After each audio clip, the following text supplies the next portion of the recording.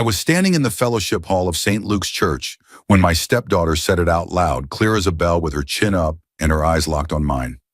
The greatest gift for my wedding, she said, would be if you disappeared from our family forever. The room went quiet. Folding chairs, white tablecloths, a half-empty tray of sugar cookies. I waited for my wife to laugh it off. I waited for her to say something. She didn't. Karen nodded. That was the moment. Not loud, not dramatic. Just a small, ordinary nod that felt like a door closing somewhere deep inside my chest. 3 weeks later, they would be standing in the same hall, voices raised, faces red, staring at an empty house and asking how everything could fall apart so fast. But back then in that quiet room, all I did was breathe in and count to 3.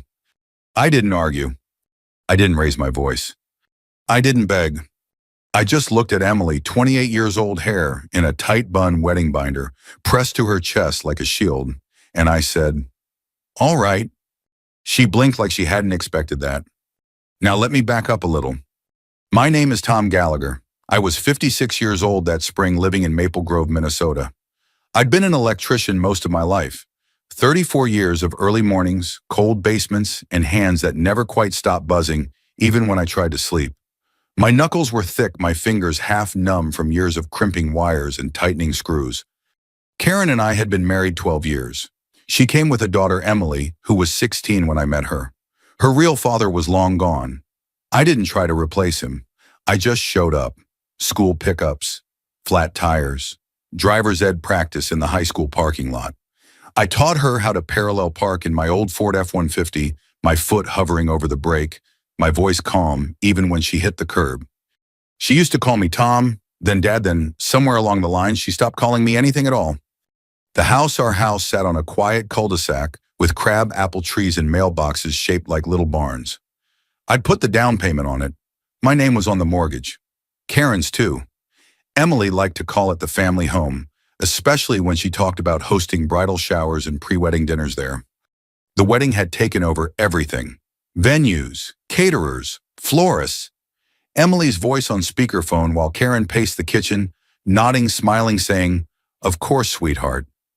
I paid most of it without complaint. That's what you do, I told myself. You invest in the people you love. The meeting at the church was supposed to be simple. Final head count, seating plan, who was sitting where. Emily stood at the front with her binder flipping pages like a project manager. Then she cleared her throat. "There's just one more thing," she said, looking at Karen first, then at me. "I don't want any awkwardness on my wedding day." Karen shifted in her chair. I knew that shift. She did it when she didn't want to choose sides. Emily went on. "People might get confused. I mean, you're not really my dad." I nodded once. That part didn't sting as much as she probably thought. And honestly, she said it would mean a lot if you just stepped back, like completely. I waited. She took a breath and finished it. "The greatest gift would be if you disappeared from our family forever." I turned to Karen. 12 years of marriage, shared bank accounts, quiet Sunday mornings. I searched her face for something, anything. She nodded. I remember noticing how loud the clock on the wall sounded after that. Tick, tick, tick. "All right," I said again.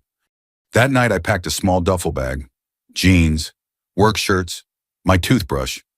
I left the rest. Family photos, the couch I'd fixed twice, the garage shelves I built with my own hands. Karen watched from the bedroom doorway.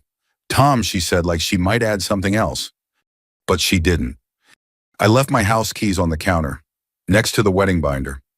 I slept in my truck that first night, parked behind a Perkins off Highway 94. The smell of bacon grease drifted out every time the door opened.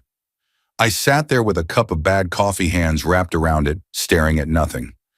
By morning, my phone was full of messages, missed calls, confused texts. Emily asking what I was trying to pull, Karen asking where I was. I didn't answer. Instead, I drove to work, pulled wire, tightened screws, did my job. The world didn't end just because my marriage had. During lunch, I sat in my truck and looked at the mortgage app on my phone.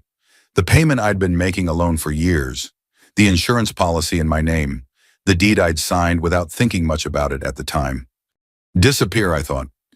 All right. I would. But disappearing didn't mean vanishing into thin air. It meant stepping out carefully and letting everything they leaned on feel the weight of that absence.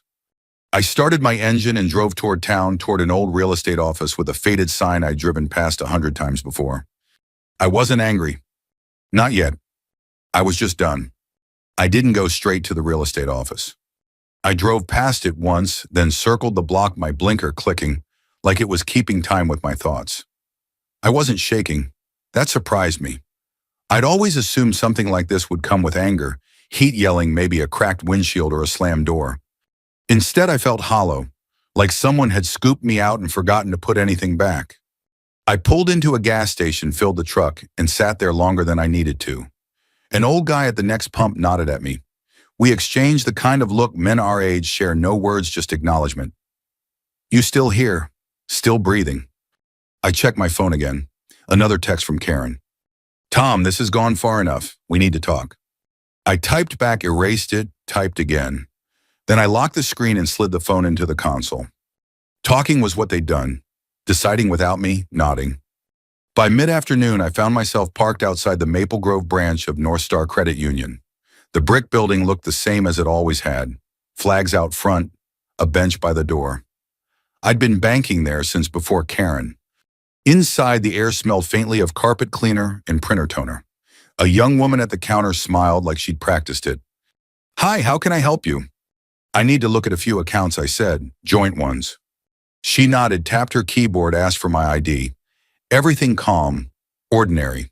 That was the strange part. Life kept moving like nothing had happened. We went through the paperwork, the checking account, the savings, the one we'd been using for wedding expenses. I didn't close anything yet. I just asked questions, took notes, listened. When I walked back out, I sat on the bench for a minute and watched cars come and go. A woman struggled to buckle a toddler into a car seat. Someone laughed too loud inside the building. I felt older than I had that morning. That night, I stayed in a cheap extended stay motel off the interstate.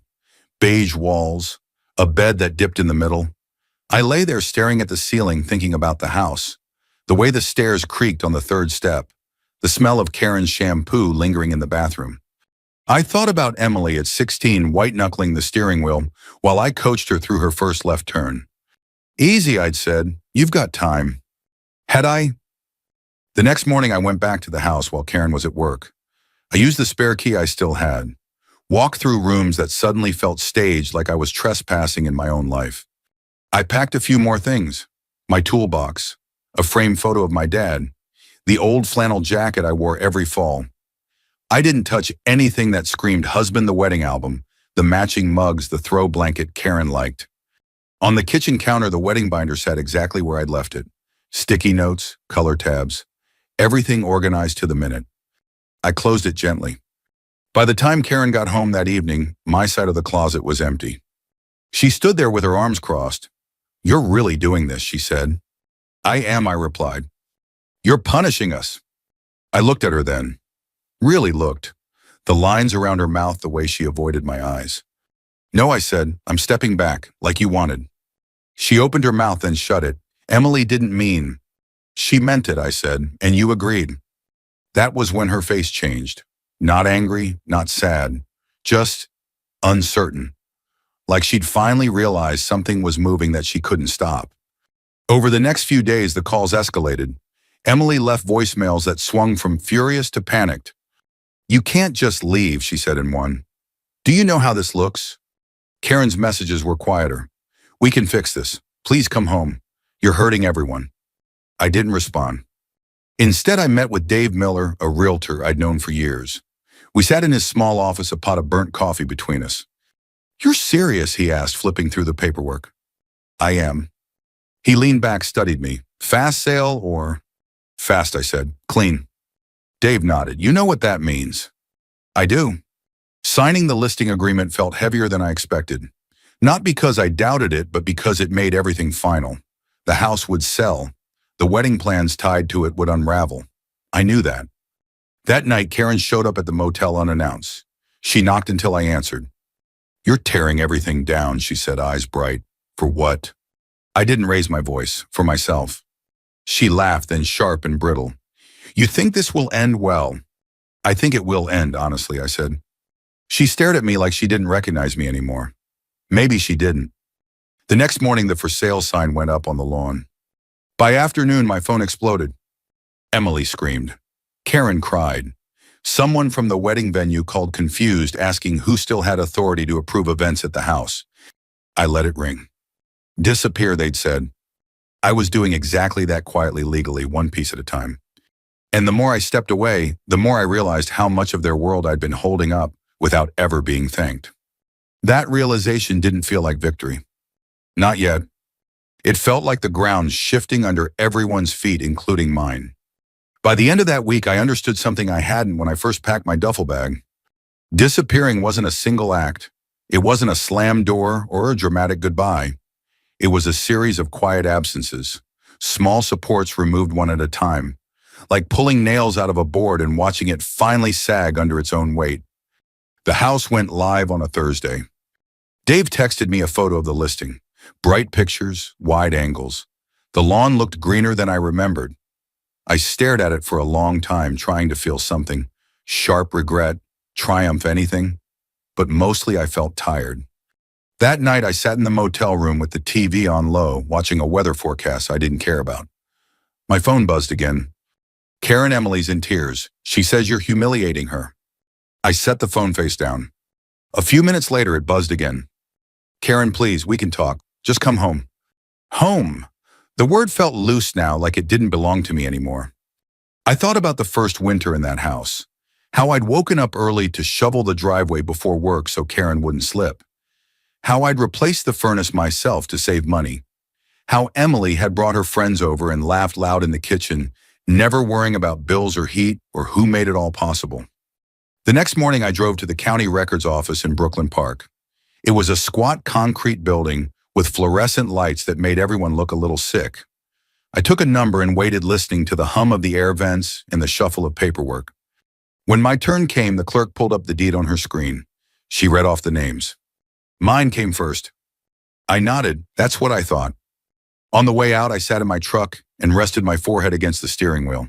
For a second, just a second, I wondered if I was going too far. Then my phone rang. This time it was the wedding venue. Mr. Gallagher, a woman asked, polite but firm.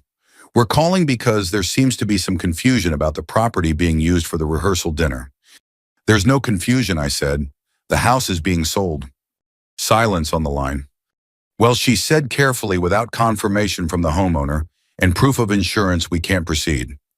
I understand, I replied. When I hung up, my hands were shaking, not with fear, with adrenaline, because now it was real. Now the consequences were moving beyond angry messages and hurt feelings. That afternoon, I went back to work. I climbed a ladder in a strip mall and rewired a lighting panel. My hands moved on autopilot. Strip, twist, cap. My body knew what to do, even when my mind didn't. During my break, I ate a dry turkey sandwich in my truck and watched a young couple argue in the parking lot. The woman waved her arms. The man stared at the ground. I wondered which one I'd been all these years.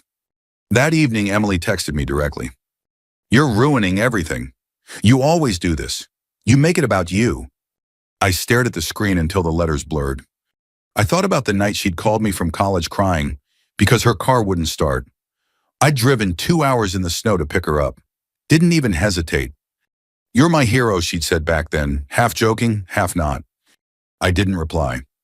Instead, I called my insurance agent, a woman named Linda I'd worked with for years. She knew my voice. Tom, everything okay? I'm selling the house, I said. I need to make some changes.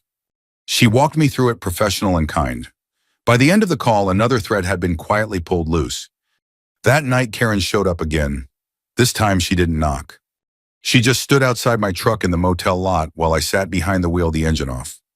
You're hurting Emily, she said through the open window. I didn't start this, I replied. You're her father. I said gently, until I wasn't. Her mouth tightened. You're enjoying this.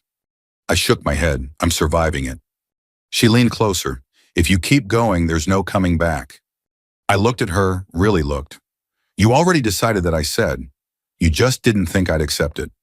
She stepped back then, like I'd pushed her.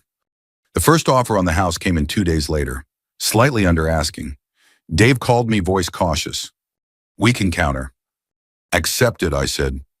You sure? Yes. Hanging up, I felt a weight settle in my chest. Not dread, finality. Emily's wedding dress was still hanging in the spare bedroom closet. I knew that.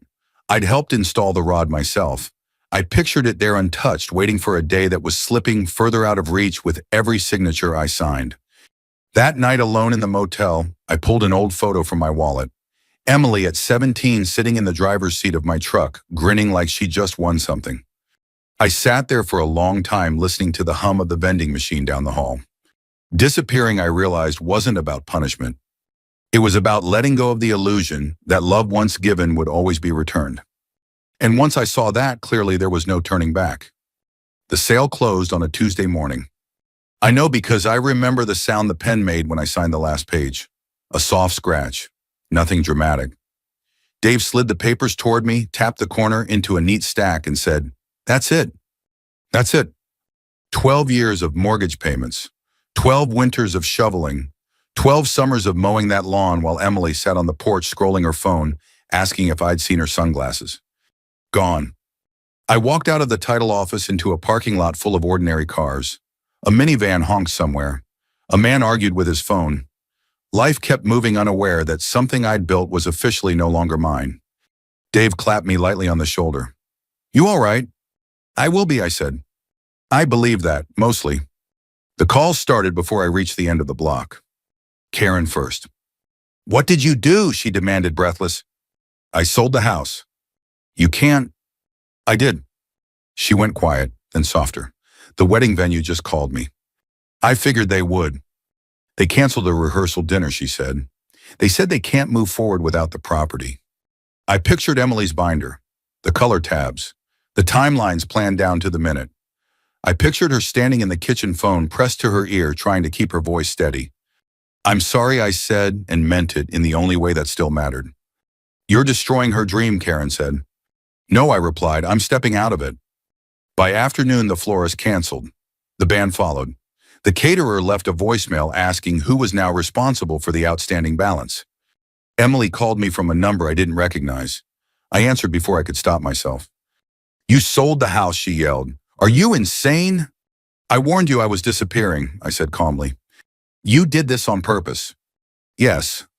There it was, the truth finally out in the open. "You're ruining my wedding," she cried. I closed my eyes. For a moment, I almost saw her as she'd been at 8 years old, holding my hand in the mall parking lot, afraid of getting lost. "This isn't revenge," I said. "It's consequences." She hung up. That evening, Karen came to the motel again. She sat on the edge of the bed, shoulders slumped, staring at the carpet. "She's embarrassed," she said. "Everyone knows." "Everyone knew I existed too," I replied, "until they didn't want me to." She looked up, then eyes red. "I never thought you'd go this far." "I never thought you'd nod," I said. The room went still. 2 days later, the buyers scheduled an open house for the weekend. Yard signs, balloons tied to the mailbox, strangers walking through rooms where my life had happened. Emily showed up during one of the showings. I wasn't there, but the neighbors told me later.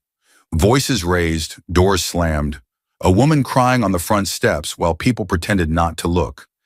That night, my phone buzzed with a message from an unfamiliar number. "Tom, it's Rick from next door. Just checking in. Didn't seem right, you not being around." I stared at that text longer than I should have. A neighbor noticed my absence before my own family did. The wedding was officially postponed the following Monday. Postponed, they said, like it might come back if they waited long enough. Emily posted a vague message online about toxic people and setting boundaries. Karen stopped texting altogether. I moved out of the motel and into a small rental on the edge of town. 1 bedroom, thin walls, a porch just big enough for a chair. The first night there, I sat in that chair and listened to the hum of traffic. No shouting, no wedding plans, no binder, just quiet. But the quiet didn't feel empty anymore. It felt earned. I knew they thought the story was over, that I'd made my point and would now fade into the background like they'd wanted. They were wrong. Because while the house was empty, something else was taking shape. Something I'd been building slowly, deliberately over long nights and early mornings. I wasn't leaving chaos behind. I was leaving the truth. And soon they would have no choice but to open the door and face it. The buyers took possession on a Friday morning. I didn't go to the house while they moved in. I didn't need to. I'd already been there earlier that week alone, with the room stripped bare and the air smelling faintly of dust and lemon cleaner. I walked through once, slow touching nothing, listening to my footsteps echo like I was in someone else's memory. I brought one box. It wasn't heavy, just paper. I set it on the kitchen counter right where Karen used to lay out bills and Emily spread her binders. The counter still had a faint scratch from the time I dropped a screwdriver years ago. I'd meant to sand it down, never got around to it. The box held a single binder, black thick, the kind accountants use.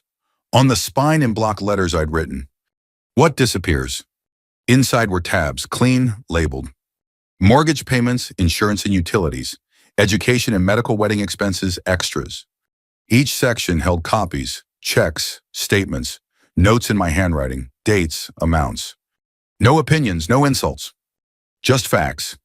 On top of the binder, I placed a single envelope addressed to Emily. Not Karen. Emily. I stood there for a long time after setting it down. Long enough to hear a car pass outside. Long enough to feel the weight of the years settle in my shoulders. Then I left. I didn't tell anyone I'd been there. The call came that afternoon. It wasn't Karen. It was Emily's fiancé, Mark. I'd met him twice. Polite, quiet, the kind of man who let things happen around him and called it peace. "What is this?" he asked, voice tight. "Open it," I said.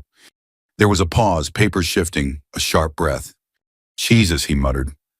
Karen must have been there too. I could hear her crying in the background. Emily's voice rose sharp and panicked. "This is manipulative," she said. "He planned this." I took the phone off speaker and held it to my ear. "I documented it," I said. "There's a difference." "You're trying to embarrass us," Karen sobbed. "I'm telling the truth," I replied, publicly for the first time. They were in the house then? The empty one. Neighbors drifting past. The new owners not due until the next day. The kitchen wide open, sunlight spilling over the counter where the binder lay. I imagined Emily flipping through it, her finger stopping on numbers she'd never noticed before. The $1,250 monthly mortgage payment, the 4.2% interest rate I'd locked in 12 years earlier, the $600 to $800 for braces, the $14 now $900 venue deposit, the florist, the band, the alterations, all paid from the same account. Under extras, I'd added a few things she'd forgotten. Gas money from college trips home, insurance deductibles, the winter I covered her rent when her roommate bailed. At the end of the binder was the letter. Not long. Just one page. "Emily, you asked me to disappear. This is what disappears when I do. There's no anger in this, just accounting. I hope your wedding day is still beautiful. I won't be there to see it. Tom." I could hear Mark breathing on the line, slow and heavy. "Did you know about all this?" he asked Emily. Silence. That silence was louder than any yelling could have been. Neighbors gathered on the sidewalk. Rick from next door stood with his arms crossed, pretending to check his phone while clearly listening. Someone whispered. Someone else shook their head. Karen's voice cracked. "Tom, please, you've made your point." "I didn't make a point," I said. "I answered a request." Emily screamed then, not words, just sound, raw and furious. The phone went dead. Later, I heard what happened next from Rick. Emily threw the binder across the room. Pages spilled. Numbers fluttered like leaves. Mark picked them up, one by one. The neighbors watched from a polite distance the way Midwesterners do, concerned, curious, restrained. A woman from across the street said, "I always thought Tom paid for everything." Rick nodded. He did. By evening, the story had spread. Church friends, wedding guests, people who'd wondered why the wedding was suddenly postponed. There was no rumor to correct. The truth was already labeled, tabbed, and laid out on the counter. Karen tried calling me again that night. I didn't answer. Instead, I sat on the porch of my small rental, a folding chair pulled close to the railing. The sun dipped low, turning the sky the color of rusted copper. Somewhere, a lawnmower droned. A dog barked once, then settled. For the first time in weeks, my hands weren't shaking. I didn't feel victorious. I felt clean. The next morning, an email arrived from Mark. "I didn't know. I'm sorry. I don't think we're ready to get married." I read it twice, then I closed the laptop. Karen sent one final message later that day.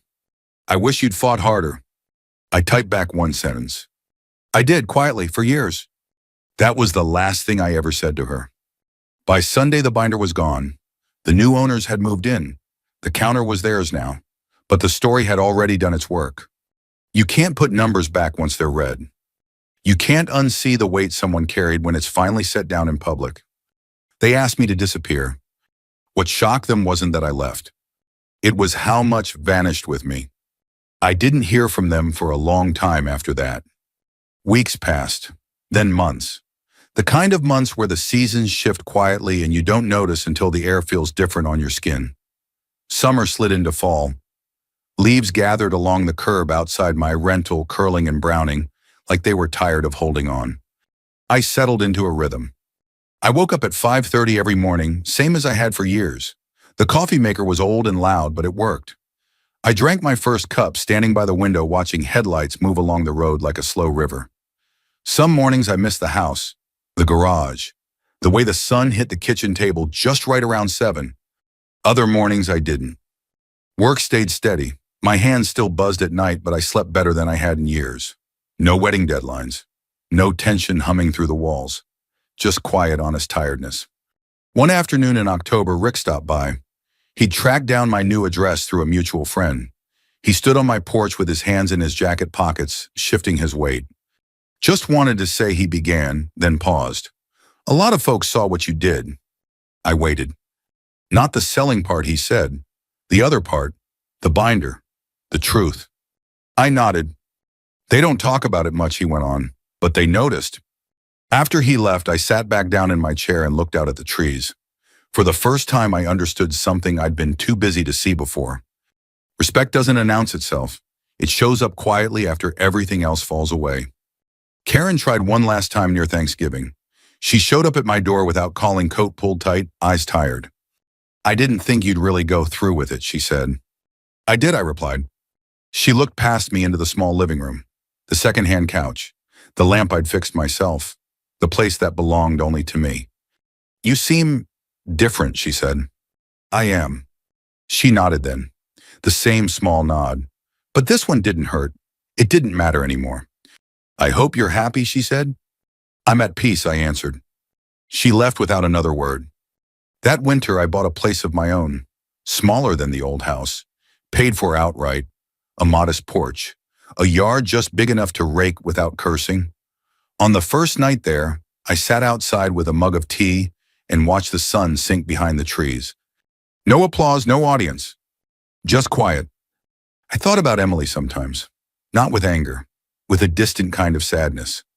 I hope she learned something. I hope she didn't have to lose as much as I did to understand it. But that part wasn't mine anymore. What I took with me wasn't money or property or even vindication. I took my dignity. I took my time. I took the truth of who I was and who I'd been all along. They asked me to disappear. What they never understood was this: when you push someone out who's been holding everything together, you don't just lose them. You lose the weight they carried in silence. If this story stirred something in you, if you've ever felt unseen, taken for granted, or quietly erased, know this: you're not alone. Sometimes the strongest response isn't shouting back. Sometimes it's choosing yourself. If this story resonated with you, consider sharing it with someone who might need to hear it. And if you'd like to hear more stories like this one, told honestly and without noise, take a moment to subscribe. Thank you for listening.